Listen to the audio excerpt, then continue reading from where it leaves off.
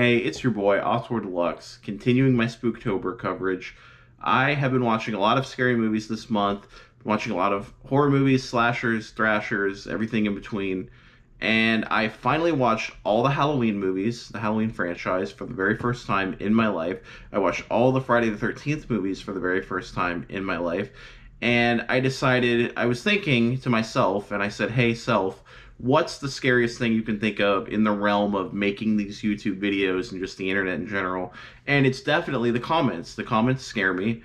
So if I wanted to give myself a fright, the best way to do it would be to be a newbie on both of these franchises and go ahead and rank them. So I'm going to go ahead and rank my top 10, and I'm not even going to rank them individually. That's fucking boring. I'm going to take the Halloween movies, the Friday the 13th movies, rank them together, my top 10 of both franchises combined. I think that'd be interesting. I think it'd be fun. And because there's a lot of bloat, there's a lot of excess not good movies. Like, why talk about the bottom 10 or the bottom whatever?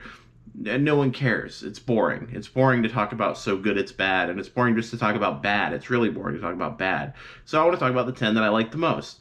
And these are not the best. These are the ones I liked the most. But no, assume that my list is set in stone and anything else is wrong. But what are my criteria here? What do I consider good and not good?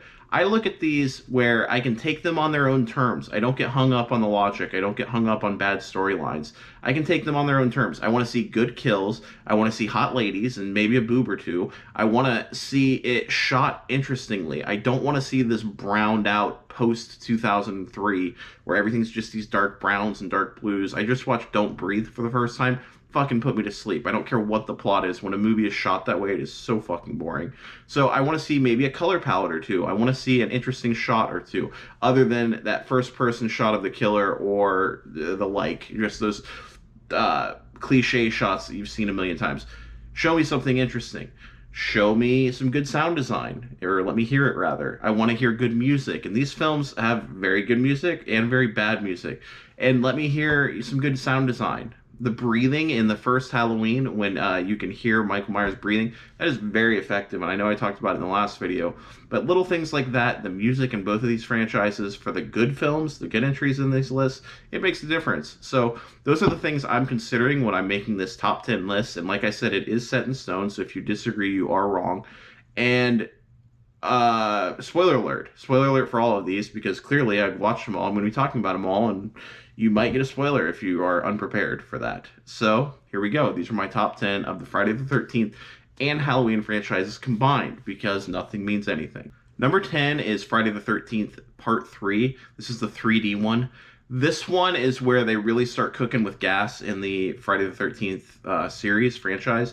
I didn't know the first two. He doesn't even have the mask. The first one, it's not even him. It's Mrs. Voorhees is doing the killing. So to finally see Jason, and to finally the final act, and when the woman is fighting Jason, is great. But there's better entries on the list. So this is still number 10. Number 9, Friday the 13th Part 2. This one, I didn't know. Like I said, I'm a newbie. I didn't know you don't get Jason in the hockey mask till the third one. But in the second one, he's got this real cool burlap sack look. And although it's not shot incredibly interesting, it's shot interestingly enough.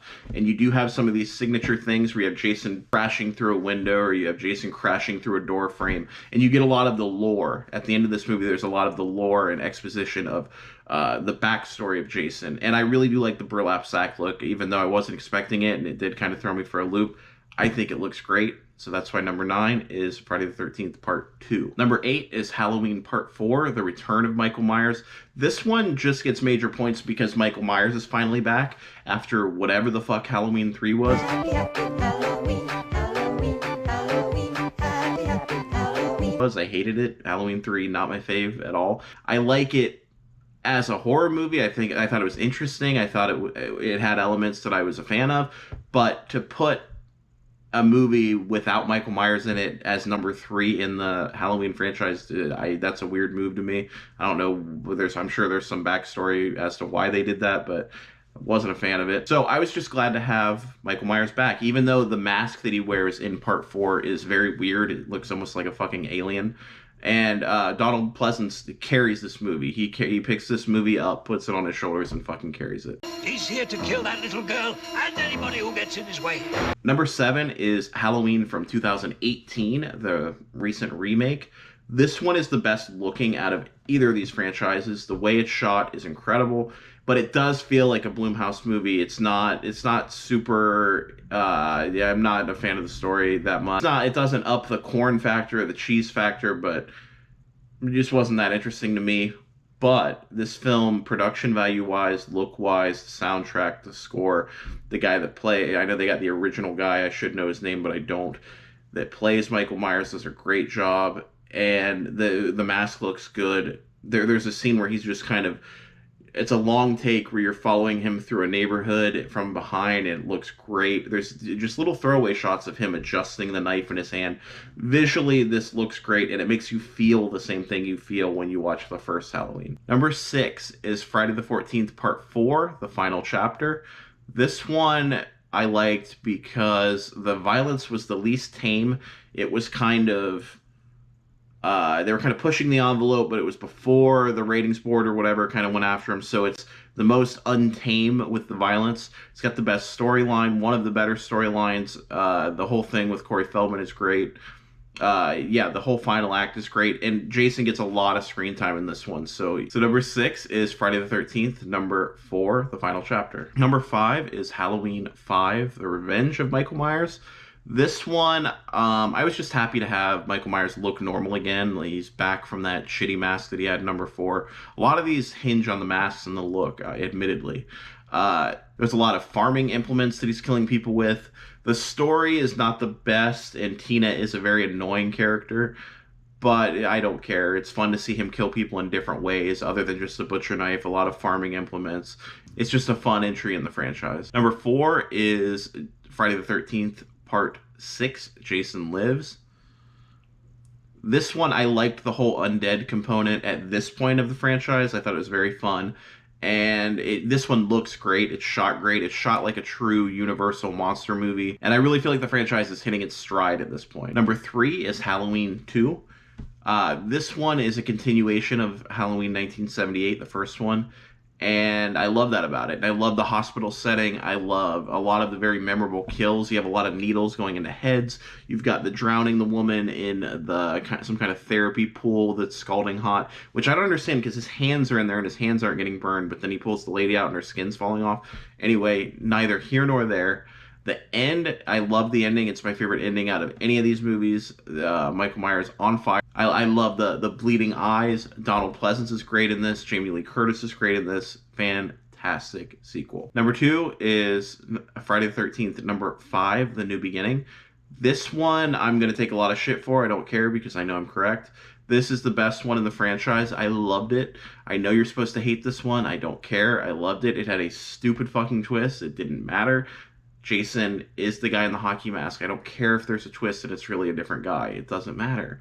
This one is shot so artistically. It has the best boobs. It has the best kill. They're starting to poke fun at themselves, and it's a pitch black comedy. There's a point where they're showing a mangled corpse, and everybody gasps, and the paramedic goes, Bunch of pussies.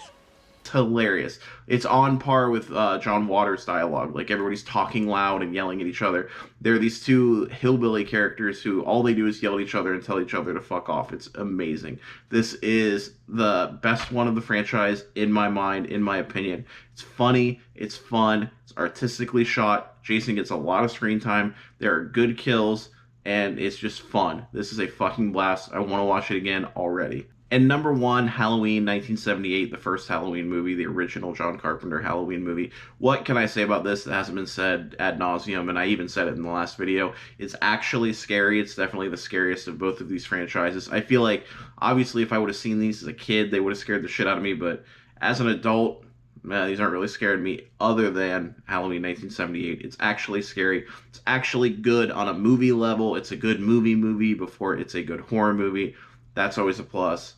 All the performances are great. Donald Pleasance is great. Jamie Lee Curtis is great. And the guy that plays the Shape, Michael Myers. I should know his name. I don't. I'm going to catch hell. Don't care. Everything works. and you can tell why it spawned an entire genre. And that's all I got for today. Make sure to like and subscribe. Also, add me on Facebook, TikTok, Instagram, and most importantly, Letterboxd. All of these are at Auteur Deluxe. Thank you, and keep it spooky.